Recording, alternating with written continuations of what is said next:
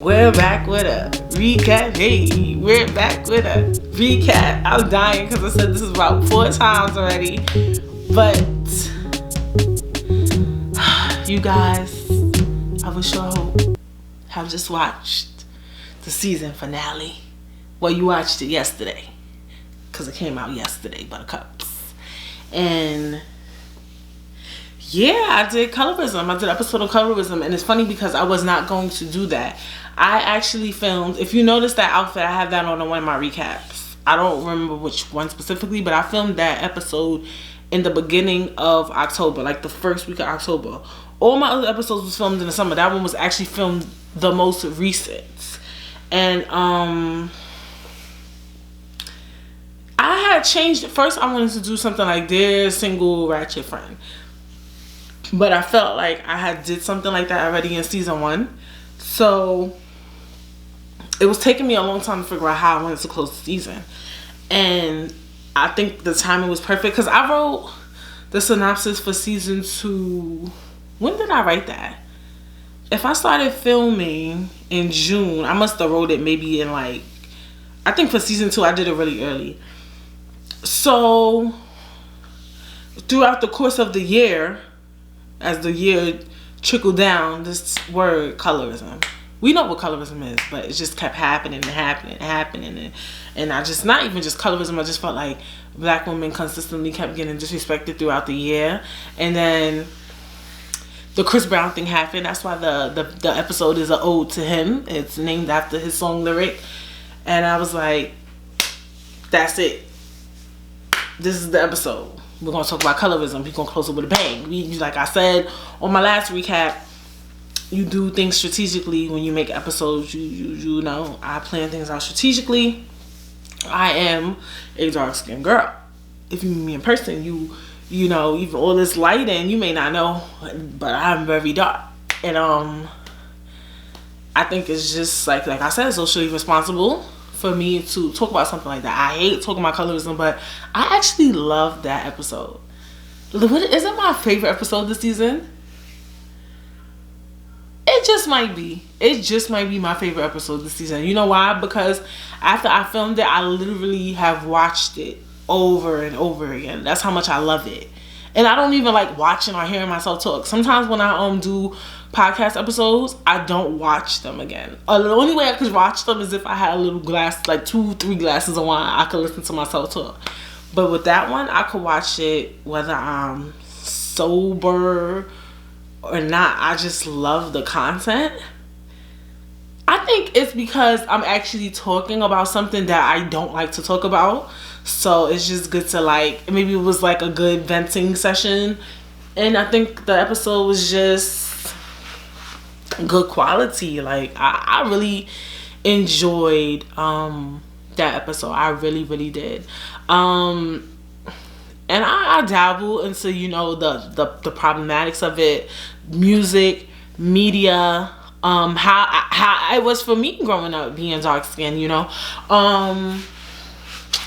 I feel like in the episode though, I kept saying, you know, I never experienced anything, you know, any hatred being dark skinned. Like I said, when I was young, you know, as I got older, I did notice that, you know, the difference it is being dark skinned and dating and life. But like I said, personally, I don't attract anything that doesn't like me, obviously, you know what I'm saying? But growing up, I didn't feel that. I really didn't. Yes, there were some, like when I watched certain stuff, they showed like how Pam was treated on Martin and things like that. But it was still representation of dark-skinned women. Like it was just so much. Like I felt like back then when they showed black people, they showed dark skin because they felt like they wanted to prove like we're doing representation of the African American community, and to prove that they wanted to pick something dark.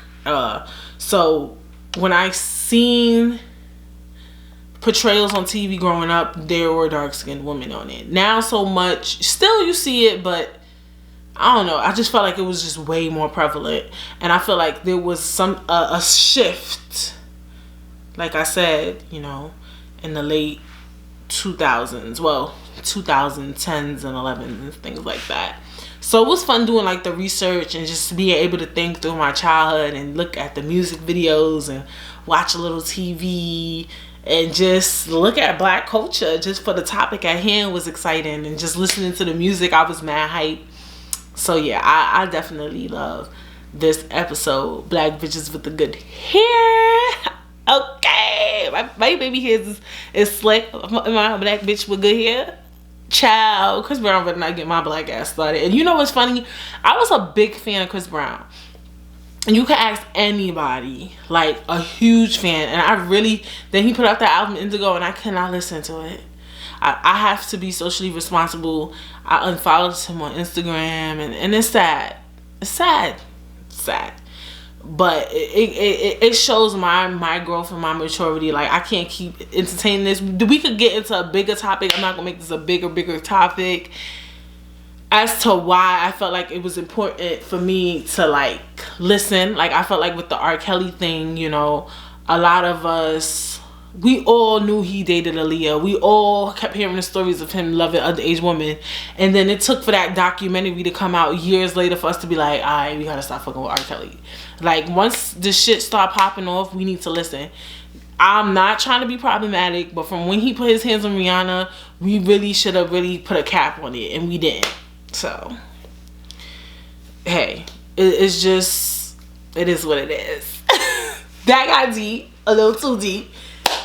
But this recap is going to be a little bit longer because, I mean, hello, it's the last season, the last episode of the season, the season finale. So, Britt says In Between Seasons is coming out next week. You guys will get vlogs. I might give you some videos.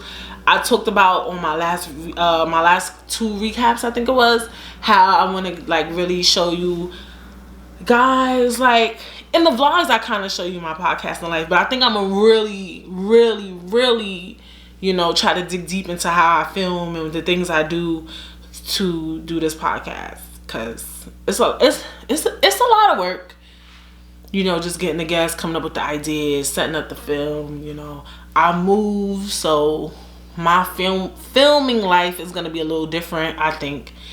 And I'm excited for season 3. And it's a lot for us to discuss, a lot for us to talk about. I already know what the episodes entail. And I am super duper excited. So you guys get ready. You're going to see me every week. You might see me every day in December. You might. For Vlogmas. You're going to see a lot of vlogs. You're going to see me in my authenticity. Yeah, if you go watch In Between Seasons after you watch this recap, you know, I am real, honey. I will, all this makeup, all these gel down edges, we ain't doing none of that. I don't do that. She doesn't do that. None of that. I'm a real ass bitch. I give a fuck about a nigga. Okay? So, get ready for the vlogs. Get ready to get into my podcasting life. Get ready for the winter. Right? And yeah, it was a journey. Season 2 is fun though. Season 2 is fun as fuck. Season 2 is a vibe. But, baby, season 3. Talk to me. See you guys in March 2020 with Britt Says season 3. Y'all recaps is gonna be on time. I got mad stuff in store for y'all. I'm not telling y'all. Y'all gotta get ready for the promo. The promo's gonna come out beginning of March. Talk to me nice. In the meantime, you gonna see me next week on the vlogs. You gonna see me next week making videos, showing you content, showing you what it is, what it do, how we do it. And just like that, we close the season, baby. See you guys next week on the vlogs, and I will see you guys in March 2020 with Britt Says, the podcast. Thank you for everything, but keep watching, keep listening. Like, you could always go listen. I gotta get the hell out of here. I talk too damn much. See you guys next week. Oh, follow me. Girl, the girl loves to talk. Follow me on Instagram, _Instagram. Follow me on Twitter, Britt says with 2 S's. Subscribe, leave a comment, review, do all that good stuff. Later.